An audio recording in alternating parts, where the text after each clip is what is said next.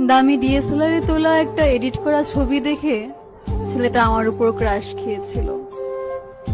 আমি অনেকভাবে বোঝানোর চেষ্টা করেছিলাম আমি বাস্তবে এতটা সুন্দর নই যতটা তুমি ভাবছো। ছেলেটা ছিল চঞ্চল প্রকৃতির, আমাকে ইমপ্রেস করেই ফেললো। সাথে এটাও বলল সে আমার রূপ দেখে নয়, সে আমার মনকে ভালোবাসে। কিছুদিন আমাদের সম্পর্কটা ঠিকঠাক চলছিল। হঠাৎ একদিন সে আমাকে ভিডিও কল দিল আমার রূপ যাচাই করতে।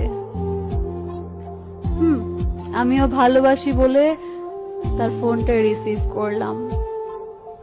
তারপর থেকে আমাদের আর কখনো কথা হয়নি, সে আমাকে আর ফোন দেয়নি।